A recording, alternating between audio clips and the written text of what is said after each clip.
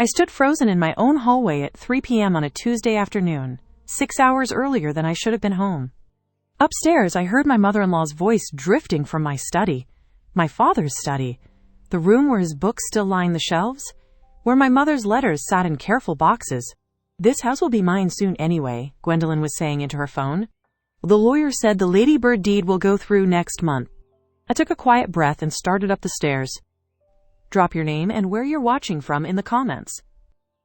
I randomly choose from subscribers to feature your name as a character in my stories.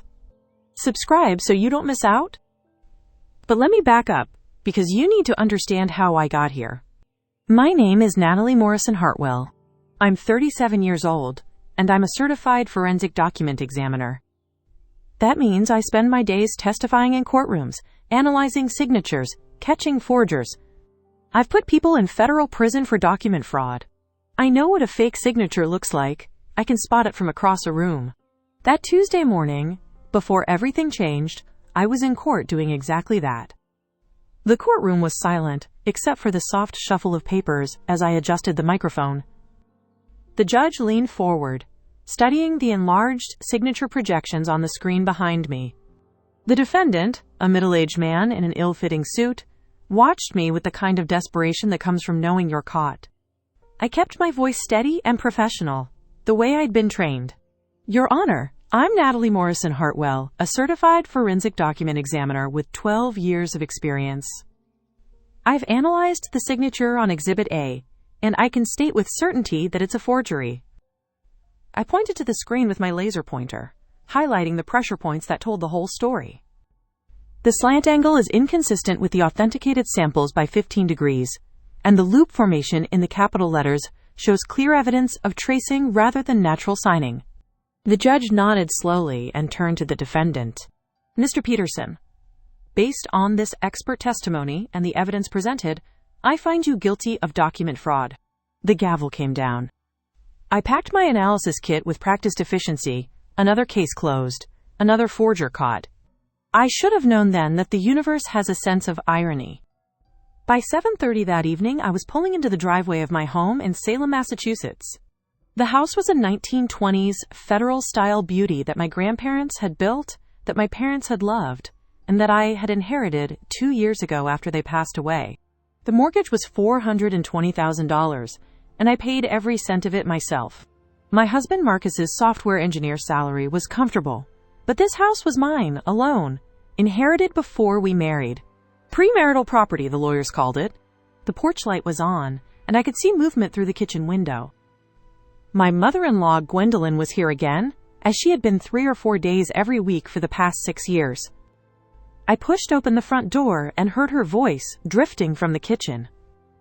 "Oh, Natalie, you're finally home. I made dinner since you were working so late." I set down my briefcase and walked into the kitchen. The counters were covered with dishes, and Gwendolyn stood at the stove, stirring something in my mother's old pot. Marcus sat at the table, reading something on his phone, not looking up. "Thank you, Gwendolyn," I said, keeping my voice pleasant, even as I noticed the recipe card for my mother's stew sitting on the counter, ignored. "That's very thoughtful of you."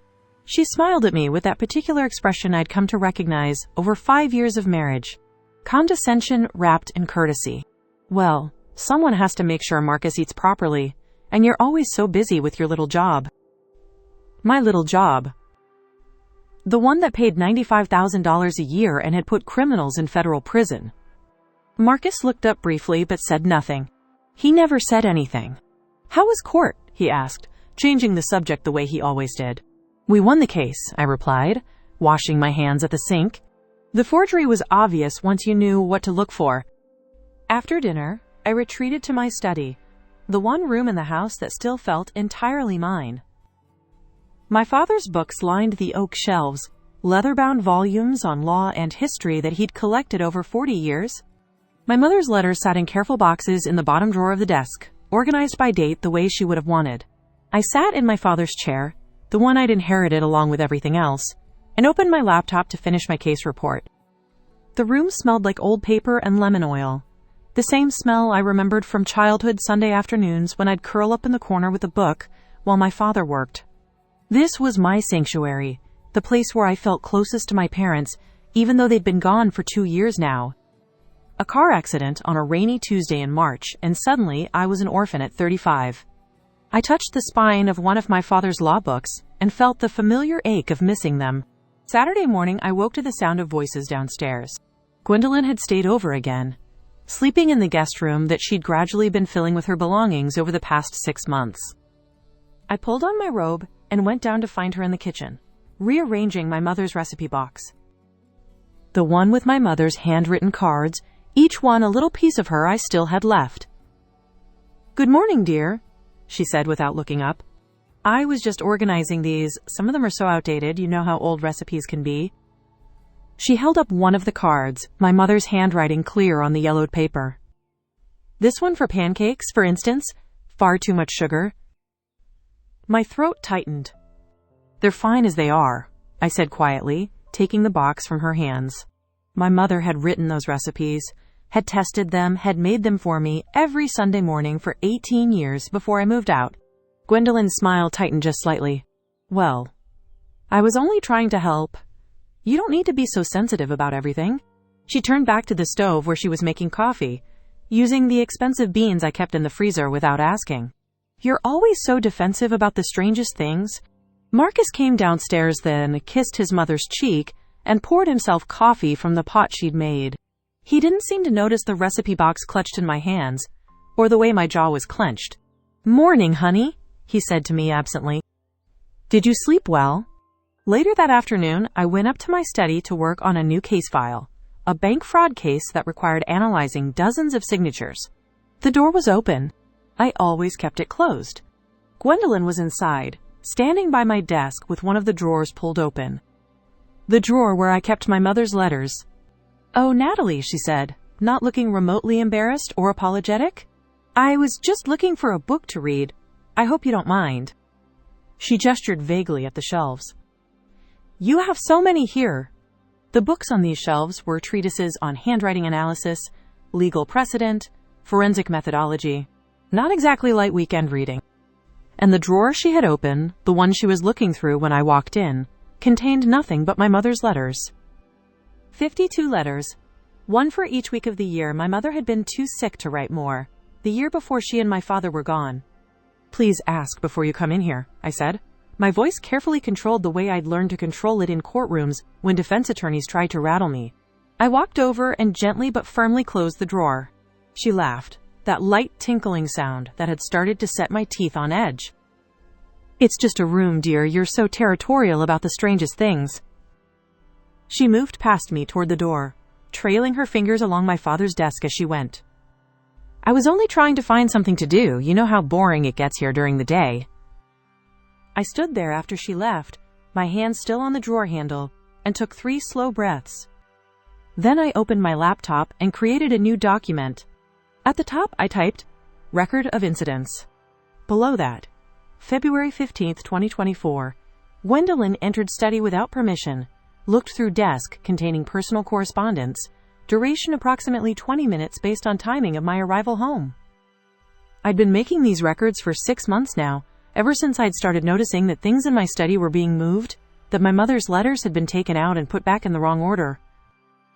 Ever since I'd started feeling like I was being slowly pushed out of my own house. That evening, we had dinner guests. Marcus's colleagues from work, a couple named David and Jennifer who I actually liked.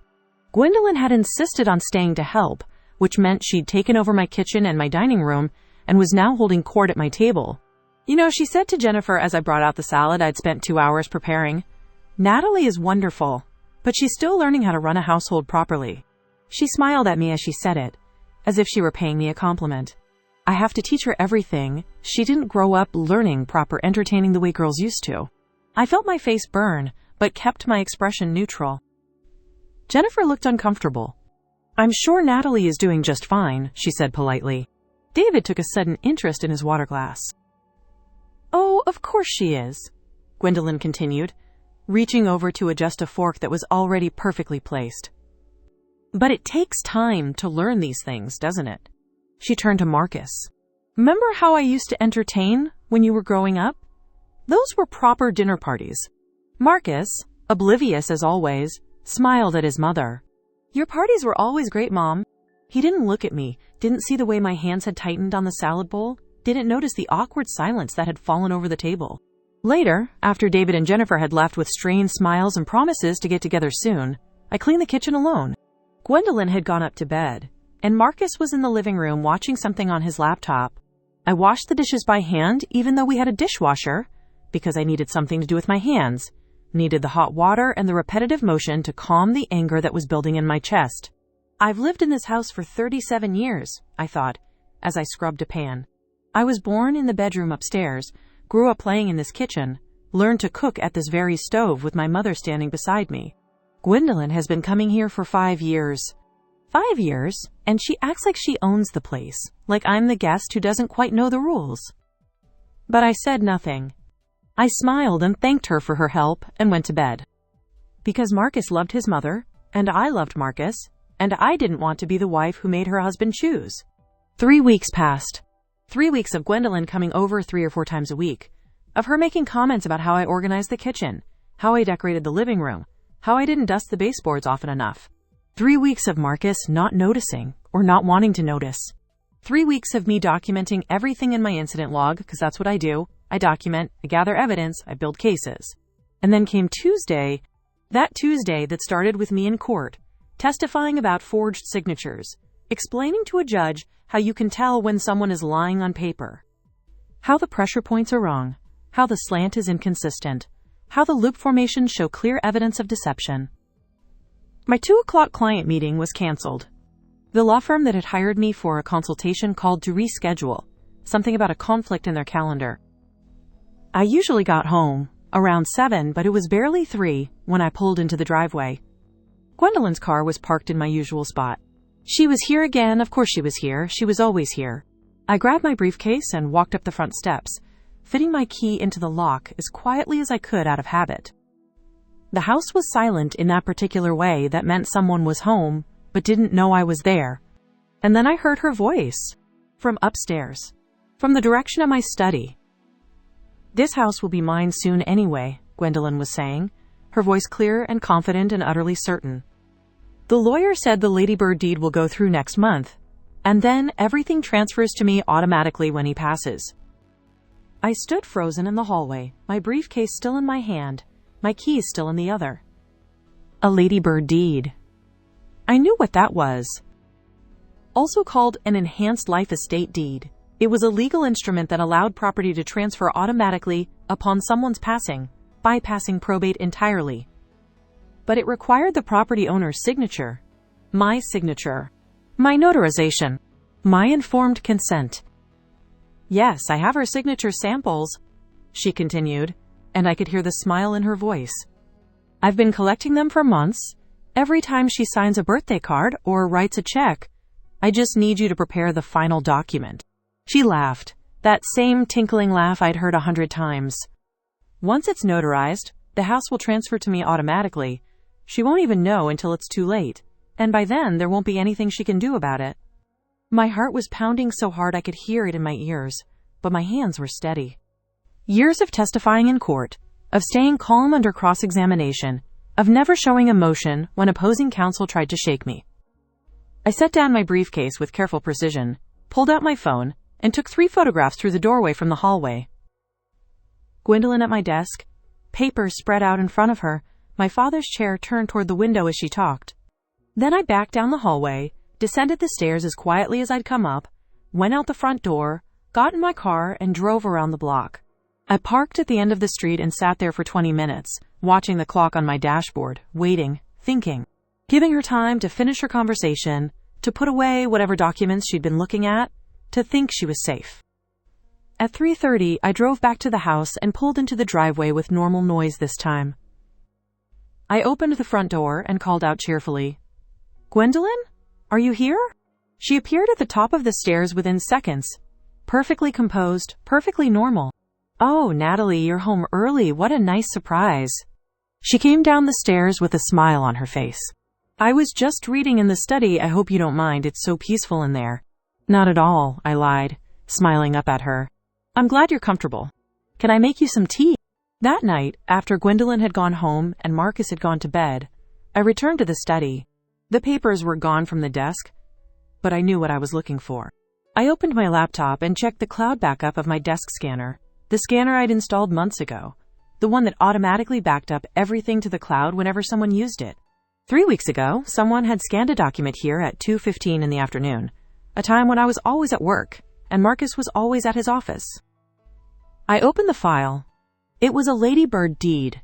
Enhanced Life Estate Deed, the header read, in professional legal formatting. A deed to transfer my house. This house that my grandparents built, that my parents loved, that I inherited with sole ownership. From me to Gwendolyn Hartwell upon the occurrence of my incapacity, or the passing of Marcus Hartwell, whichever came first. And at the bottom, in the space for my signature, was a traced copy of my name. Natalie Morrison Hartwell, in my handwriting, or what someone who'd never analyzed handwriting might think, was my handwriting. I opened my professional analysis software and enlarged the signature to 400%. The pressure points were completely wrong. In a real signature, the pressure increases at certain points, decreases at others, following the natural rhythm of how someone actually writes. This signature had uniform pressure throughout, the telltale sign of tracing. The slant angle was inconsistent. My real signature slanted at 22 degrees to the right, consistent across hundreds of samples I'd verified for various legal documents. This signature slanted at 7 degrees, then 15, then 20. As if someone had been trying to copy the general shape without understanding the underlying structure. And the loop formation in the capital N of Natalie was completely off. In my real signature, that loop made a very specific shape, a particular curve that came from years of writing my name the same way. This loop was too round, too perfect, drawn rather than written. Whoever had tried to forge my signature had never actually seen one under magnification, had never understood that handwriting is more than just shapes on paper. It's pressure and rhythm and hundreds of tiny unconscious choices that make each person's signature unique and impossible to perfectly replicate.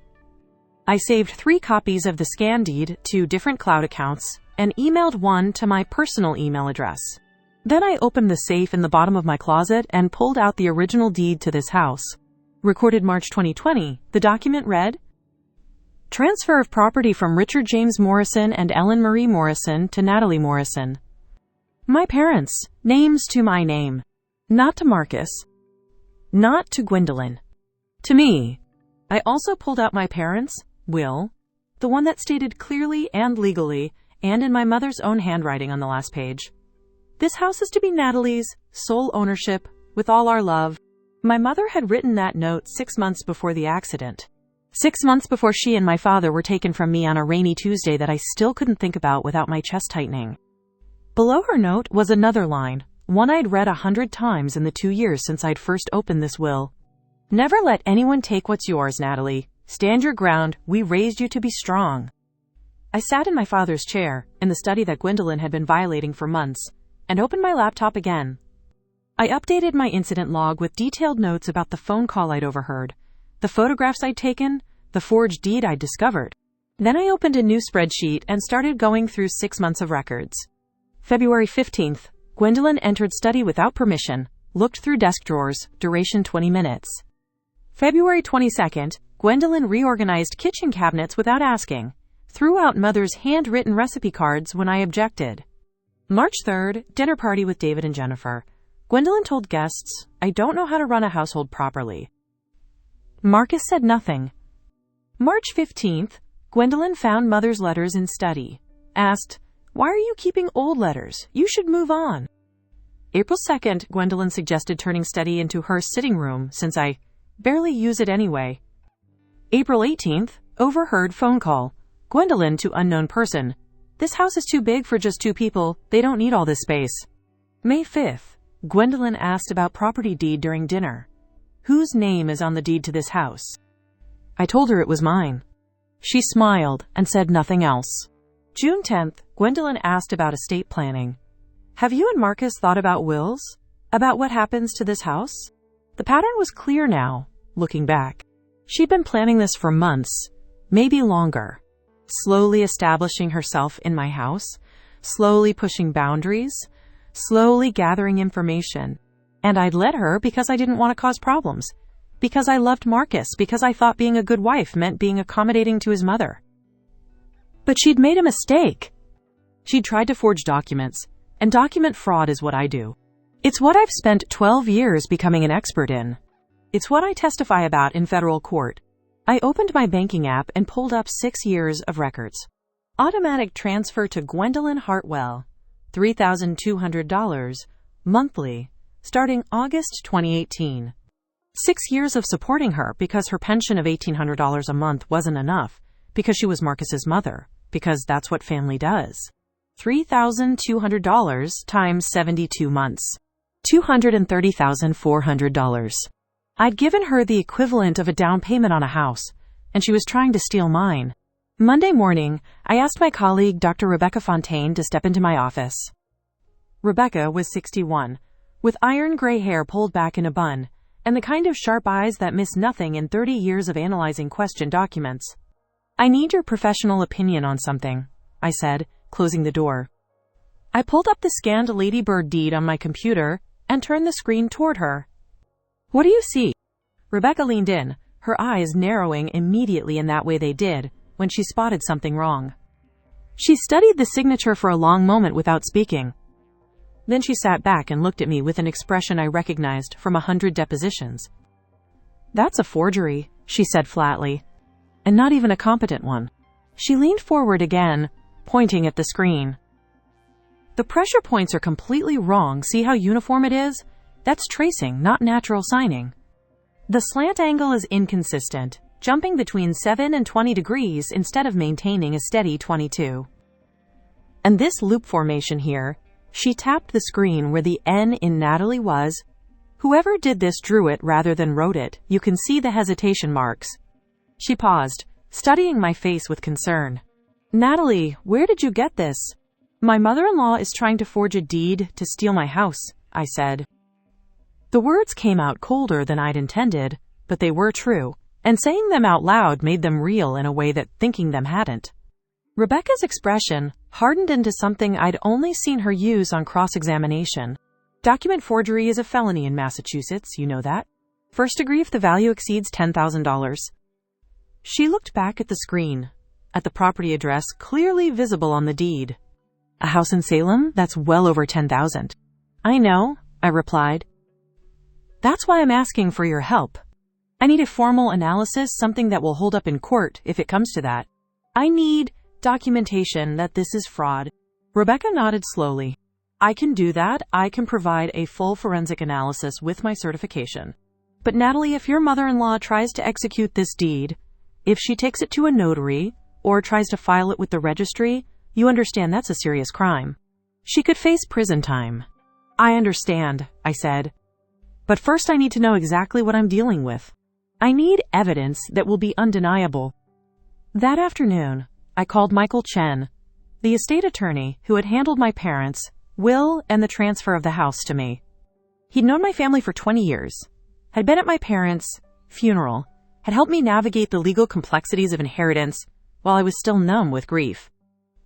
Michael, I need to review the legal status of my house, I said when he answered. Specifically, I need confirmation about the ownership structure and any potential vulnerabilities. There was a pause on the line, the kind of pause that meant he'd heard something in my voice. Natalie, is something wrong? I'll explain when I see you, I said. Can you meet tomorrow? The next day, Wednesday afternoon, I sat in Michael's office with the forged deed printed out and the original documents spread across his mahogany desk. He studied them with the careful attention of someone who'd spent decades reading legal documents, his reading glasses perched on his nose. This house is yours, Natalie, he said finally, tapping the original deed. Sole ownership, premarital property, acquired through inheritance. Your husband has no legal claim to it, and certainly his mother doesn't.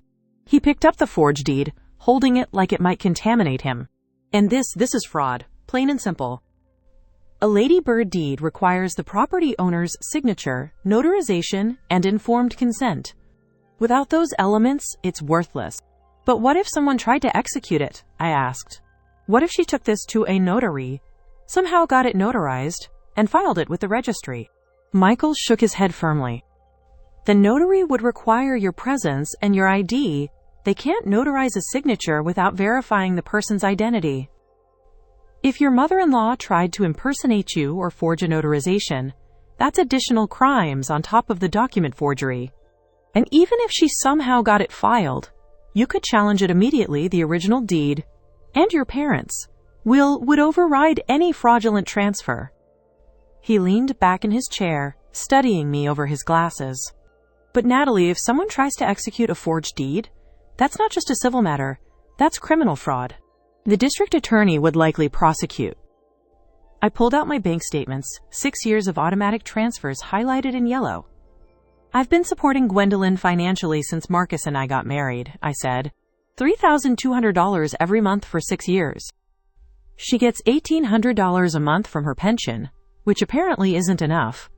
Michael looked at the statements and then at me, his expression a mixture of sympathy and anger. $230,000, he said quietly. And this is how she repays you. That night, Marcus came home from work and found me in the study, sitting in my father's chair with my laptop open. Hey, how was your day? He asked, leaning against the door frame the way he always did when he was checking in, but didn't really want to talk. I looked at him, really looked at him, trying to see what he knew, what he might have suspected, what he might have been complicit in. Marcus, does your mother ever talk to you about the house? He frowned slightly, straightening up. The house? Not really. Why? She's never mentioned anything about ownership or inheritance, or what would happen to this place if something happened to one of us. No, he said, looking genuinely confused now. Natalie, what's going on? I could tell him now. I could explain everything. Show him the forged deed, the evidence I'd gathered, the phone call I'd overheard.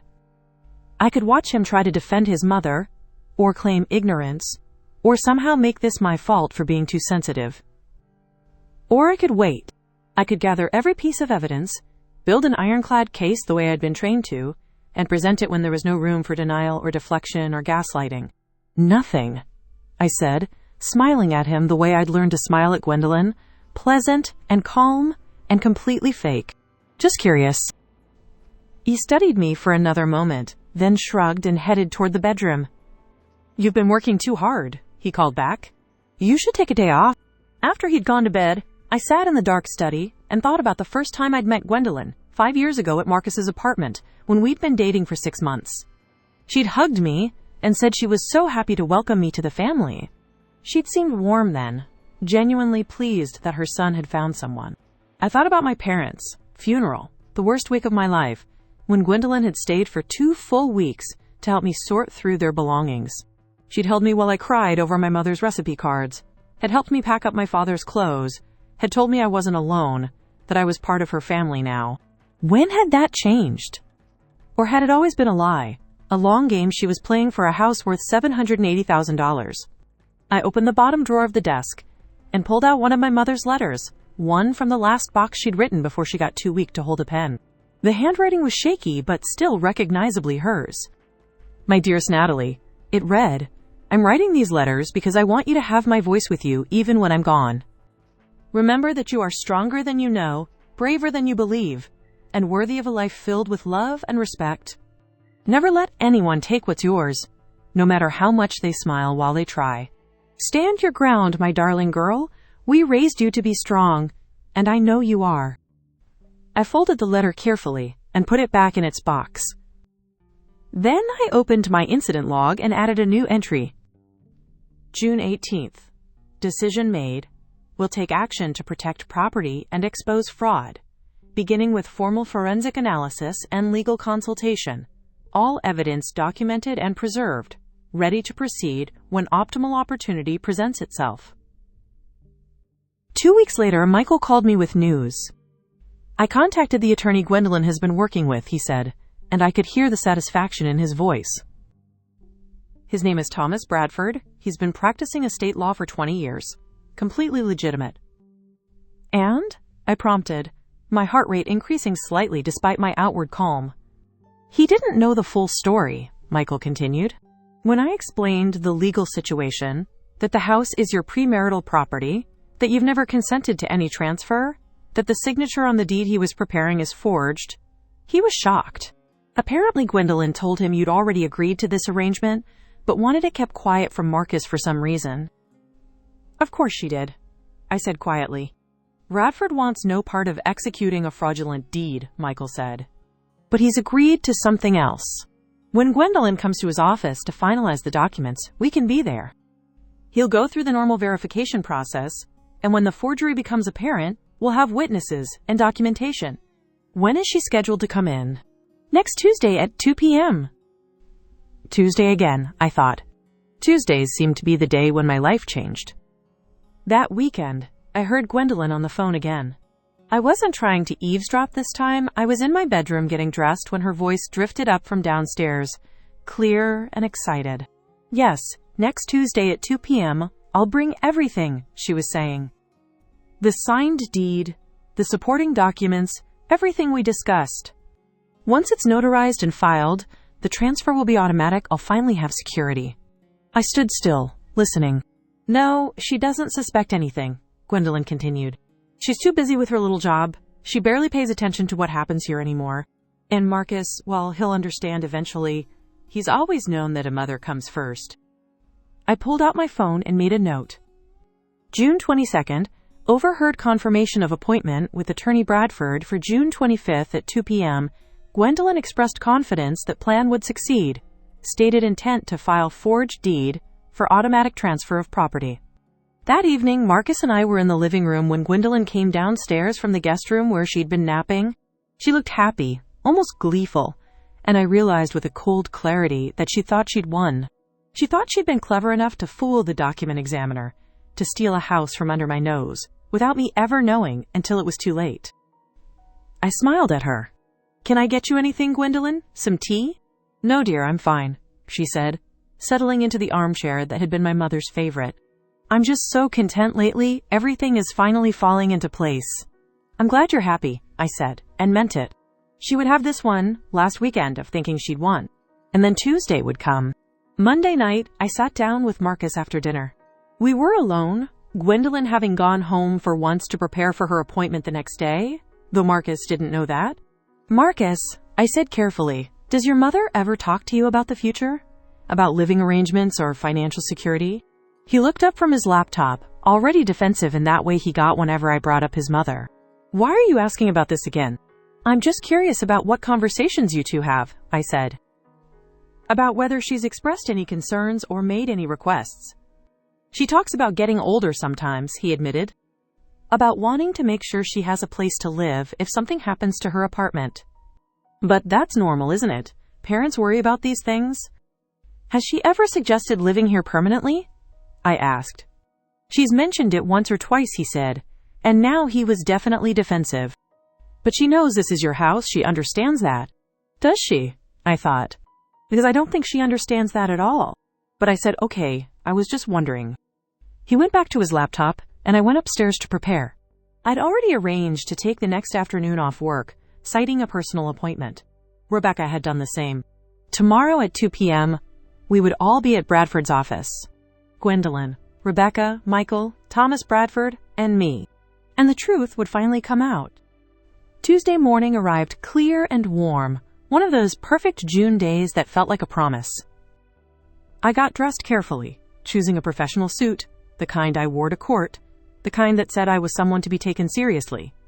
I put my hair up in a neat bun, applied minimal makeup, put on my mother's pearl earrings that she'd left me in her will. I looked at myself in the mirror and saw my mother's eyes looking back at me. Stand your ground, I whispered to my reflection. I'm ready. I left the house at 1:30 and drove to Bradford's office in downtown Salem. Rebecca was already there, waiting in the parking lot, a leather portfolio under her arm. Are you ready for this? She asked as I got out of my car. I'd been ready for months, I said. I'd been documenting, gathering evidence, building a case. Today we just present it. Michael arrived a few minutes later, and the three of us went inside together. Thomas Bradford's office was traditional and elegant, with dark wood and leather chairs, the kind of place that spoke of old money and established practices. Bradford himself was in his 60s, with white hair and kind eyes behind wire-rimmed glasses, Thank you for agreeing to this, I said as we shook hands. I want no part in document fraud, he said simply. When Michael explained the situation, I was appalled. Mrs. Hartwell presented herself as acting on your behalf, with your consent. If that's not true, it needs to be addressed. We settled into his conference room to wait. At precisely 2 p.m., the receptionist's voice came through the intercom. Mr. Bradford, Mrs. Gwendolyn Hartwell is here for her appointment. Send her in, Bradford said, and looked at me. Are you ready? I nodded. Rebecca opened her portfolio, pulling out her analysis. Michael had his legal notes. I had my phone with the photographs I'd taken, my incident log, my bank statements. The door opened. Gwendolyn walked in, dressed well in a cream-colored suit, carrying her handbag and a leather folder. She looked confident, happy even, like someone about to close a successful business deal. She saw me. Her face went white, then red, then white again. Natalie? She said, her voice high and uncertain. What are you doing here? I stayed seated, my hands folded calmly on the table in front of me. I'm here as a forensic document examiner, Gwendolyn. Mr. Bradford asked me to verify some signatures. She looked around the room wildly, seeing Michael, seeing Rebecca, seeing the trap she'd walked into. This is a private meeting, she stammered. I don't understand why you're here. Please, have a seat, Mrs. Hartwell, Bradford said, his voice professional but cool. Before we proceed with any document execution, I need to verify certain information. Gwendolyn sat down slowly, her hands clutching her folder. I have all the documentation right here, she said, trying to regain her composure. Everything is in order, as we discussed. That's what we're here to determine, Bradford replied. He nodded to me. I opened my laptop and pulled up the scanned image of the forged deed, projecting it onto the screen at the end of the conference table. Is this the document you're planning to execute today? I asked. Gwendolyn looked at the screen and then at me. That's the Ladybird deed we discussed. It has your signature on it. Actually, Gwendolyn, I said quietly, it doesn't. It has a forged copy of my signature. Before she could respond, Rebecca stood up. I'm Dr. Rebecca Fontaine, certified forensic document examiner with 30 years of experience, she said, her voice carrying the weight of authority that came from decades of courtroom testimony. I've been asked to provide an expert analysis of the signature on this document. She pulled up her own presentation, placing it alongside the deed on the screen. On the left was my real signature, taken from a dozen authenticated documents. On the right was the forged signature from the deed. Even to an untrained eye, the differences were visible. This signature, Rebecca pointed to the forged one, is not authentic. The pressure points are completely inconsistent with a natural signature, see here and here where the pressure is uniform throughout, instead of varying naturally. She zoomed in on specific parts of the signature. The slant angle varies between 7 and 20 degrees, when an authentic signature maintains a consistent angle of 22 degrees. The loop formation in the capital N shows clear evidence of drawing rather than writing. Note the hesitation marks here at the beginning and end of the loop. And most tellingly, the stroke order is incorrect. In a natural signature, certain strokes overlap in specific ways. This signature shows the wrong overlap pattern, indicating it was traced from a static image rather than written naturally. Rebecca turned to look directly at Gwendolyn. This signature was traced, Mrs. Hartwell, by someone who had access to samples of the authentic signature, but no expertise in replicating handwriting. It's a forgery, and not a particularly sophisticated one. Gwendolyn's mouth opened and closed, but no sound came out. I pulled out the original deed to my house and placed it on the table. This is the authentic deed to 42 Maple Street, I said. Recorded in March 2020, transferring ownership from Richard and Ellen Morrison to Natalie Morrison. Sole ownership, with no encumbrances. I opened my parents' will and turned to the page with my mother's note. This is my parents' will, I continued, my voice steady, despite the emotion threatening to break through. The will that clearly states this house was left to me alone, with sole ownership. I looked at Gwendolyn across the table. This house was never Marcus's property. It has never been joint marital property, and it certainly has never been yours. Gwendolyn found her voice then, desperation making it shrill. I was just trying to secure my future, she said. I'm 64 years old. I deserve some security in my old age. You've had security, I replied, pulling out my bank statements. I've given you $3,200 every month for 6 years. I spread the statements across the table. 6 years of automatic transfers, 72 months of yellow highlights. That's $230,400, Gwendolyn. And this is how you repay me. By trying to steal my home. She stared at the statements, her face crumbling. That money was barely enough to live on, she whispered. You don't understand what it's like to be older, to worry about having nowhere to go? Then you should have asked for help honestly, I said. You should have talked to Marcus about your concerns, discussed options, been truthful about your situation. Instead, you chose to commit fraud. Bradford cleared his throat.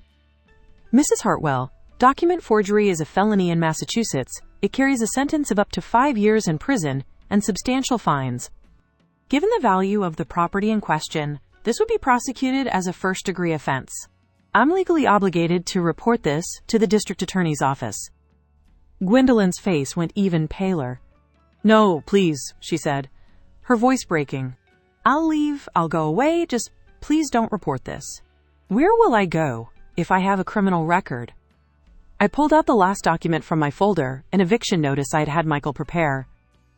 You have 30 days to remove your belongings from my house, I said, sliding it across the table to her. All financial support ends immediately. You are no longer welcome in my home. She looked at the eviction notice like it might burn her. But Marcus, she whispered, he'll never forgive you for this. We'll see, I said. That evening, Marcus came home to find me in the living room, waiting for him. We need to talk, I said. He sat down slowly, seeing something in my face that made him wary. What's going on? I showed him everything. The forged deed, enlarged on my laptop screen with Rebecca's analysis alongside it. The photographs I'd taken of Gwendolyn in my study. The incident log with 6 months of documented violations. The bank statements showing $230,000 in support. The eviction notice. He sat in silence for a long time, staring at the screen, his face going through a series of emotions I couldn't quite read. I didn't know, he said finally, his voice rough. I believe you, I replied, and I did. Marcus was oblivious, not malicious. But you need to understand something. This is my house, it was my parents' house, and I will not let anyone take it from me, not even your mother. He looked at me then, really looked at me like he was seeing me clearly for the first time in a long time. I understand, he said quietly. I'm sorry, Natalie. I'm so sorry I didn't see what she was doing. She hid it well, I said.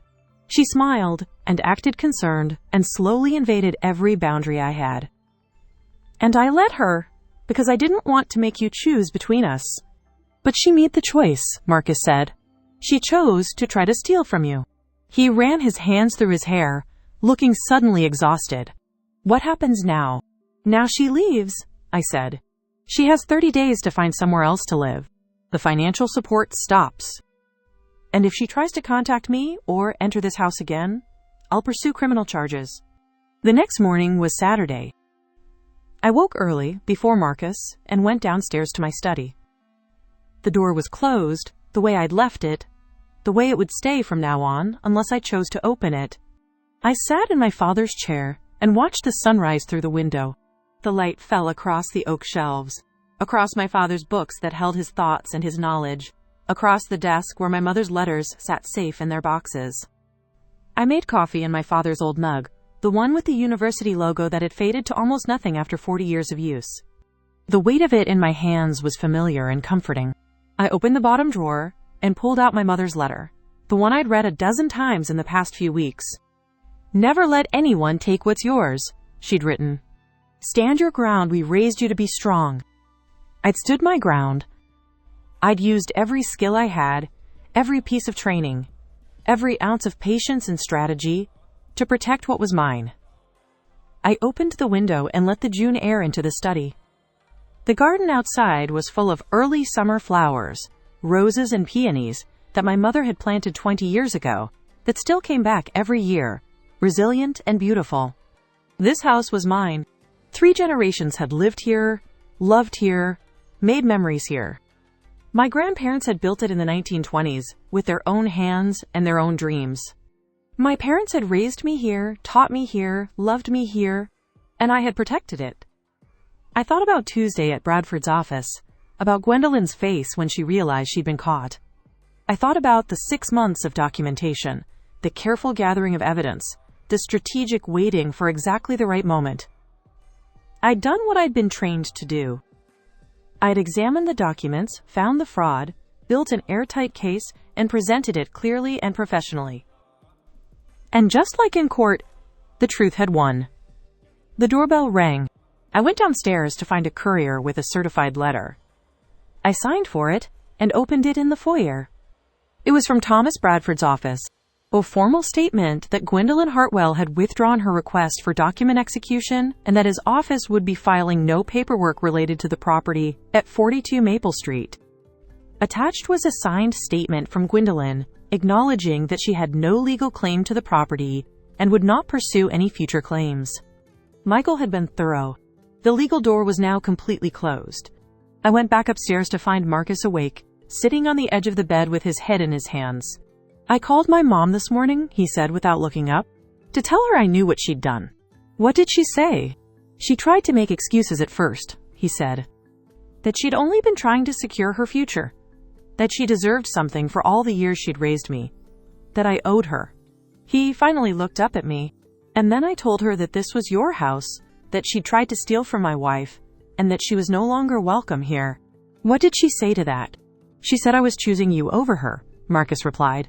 "She said a son should always choose his mother first." He stood up and walked over to me, and I told her that a husband chooses his wife, that's what marriage means, and that she'd made this choice herself when she decided to commit fraud. He pulled me into a hug, and I let myself lean into him, feeling some of the tension of the past months finally start to release. "I'm sorry I didn't see it," he said again. "I'm sorry I let her make you uncomfortable in your own home. I'm sorry I didn't stand up for you." "You're standing up for me now," I said.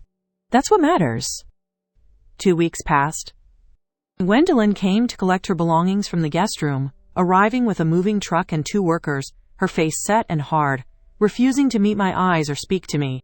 She was gone within 2 hours, and I changed the locks that same afternoon. I donated the furniture from her room to charity and turned the space into a proper home office. I kept my study, my sanctuary, with my father's books and my mother's letters, but I needed a workspace for the times when I worked from home, somewhere bright and practical. Marcus helped me paint the walls a soft gray and assemble the new desk and bookshelves I'd ordered. We worked together in comfortable silence, and I realized this was the first time in years that we'd done anything together without his mother's presence hovering over us. A month later, I was in my study on a Saturday morning, working on a case analysis, when Marcus appeared in the doorway. "I've been thinking," he said, "about what my mother did, about how long it went on before I noticed, about how many times I didn't listen to you or support you." "Marcus." "No, let me finish," he said, coming into the room and sitting in one of the leather chairs by the window. "I grew up thinking that keeping my mother happy was the most important thing I could do. She'd always told me that a good son puts his mother first, that mothers deserve respect and support and priority. And I believed her so completely that I didn't see what she was doing to you." He looked around the study, at my father's books, at the boxes of my mother's letters on the shelf. "This room is you," he said. "It's your history, your family, your inheritance. And she violated it, she went through your things and planned to take everything from you. And I just stood by and let her criticize you and undermine you, because I didn't want to make her unhappy." "You didn't know what she was planning," I said. "But I knew she was making you uncomfortable," Marcus replied. "I knew she was crossing boundaries and saying things that hurt you. I saw it, I just chose not to deal with it. That's on me, not on her." He stood up and came over to where I sat at my father's desk. "I promise you, I will never let anyone treat you that way again, not even my family. This is your house, your home, and you should feel safe here." I reached out and took his hand. "Thank you," I said simply. That afternoon, I took my mother's letters out of their boxes and read through them all, one by one, in chronological order. 52 letters, one for each week of her final year, each one filled with her thoughts and her advice and her love. In the last letter, written when she was so weak she could barely hold the pen, she'd written something I hadn't noticed before. Natalie, my darling girl, by the time you read this, I'll be gone. But I want you to know that every moment of your life has been a joy to me and your father. We built this house for our family, for our future, and we're leaving it to you because we know you'll protect it and love it the way we have. You're stronger than you know, my darling, never forget that. I folded the letter carefully and put it back in its box. Then I went to the window and looked out at the garden, and my mother's roses blooming in profusion, pink and red and white against the green. I had protected the house. I'd stood my ground. I'd used everything my parents had taught me about being strong and strategic, and standing up for what was right. And now, finally, the house felt like mine again. Not just legally, but emotionally. My sanctuary, my inheritance, my home. 3 months after Gwendolyn left, I was at the grocery store when I saw her across the produce section. She looked older, somehow smaller, picking through the apples with careful attention to price. She saw me at the same moment, and for a second we just looked at each other across the bins of fruit. Then she turned and walked away without a word. I watched her go and felt nothing but a distant sort of sadness, not for her specifically, but for what might have been if she'd chosen differently. If she'd been honest about her needs, instead of deceitful. If she'd asked for help instead of trying to steal. If she'd treated me like family, instead of like an obstacle to be removed. But she'd made her choices, and I'd made mine. And I'd won, not because I was cruel or vindictive, but because I'd been careful and strategic and had truth on my side. I finished my shopping and drove home, pulling into the driveway of my house, parking in my usual spot that was never blocked anymore. I carried my groceries into my kitchen, put everything away in my cabinets that were organized the way I wanted them. I made dinner in my mother's old pot, using her recipe for stew, and I ate it with Marcus at my dining room table. That night, I went to my study and sat in my father's chair, looking around at the room that was finally, completely, undeniably mine. The books on the shelves, the letters in the drawer, the desk under my hands, the view of the garden through the window. All of it mine, protected, safe. I opened my laptop and looked at the incident log I'd kept for 6 months. All those careful records, all that documentation, all that evidence. I'd done what I was trained to do. I'd gathered proof, built a case, and defended what was mine. I closed the file and created a new document. At the top, I typed, "Lessons learned." Never apologize for protecting what's yours, I wrote.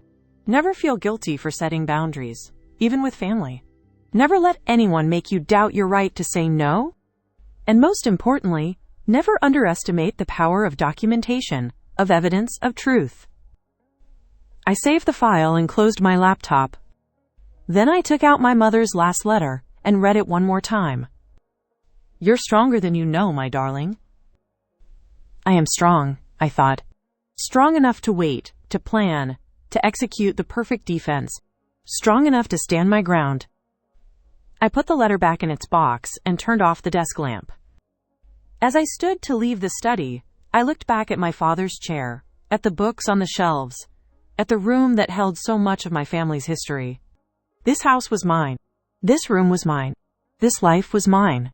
And no one would ever take it from me again. In any relationship, there are moments when you must choose between keeping the peace and protecting what matters most. I learned that family isn't defined by blood or obligation, but by respect and trust. When those are broken, all the shared history in the world can't repair the foundation. My parents left me more than a house. They left me the strength to defend it. What would you have done in my position? Would you have confronted her immediately, or waited to build your case? Leave your thoughts in the comments below. If this story resonated with you, please like this video and subscribe to hear more true stories. Your support means everything, and it helps me continue sharing these experiences that so many of you have lived through yourselves. Thank you for listening.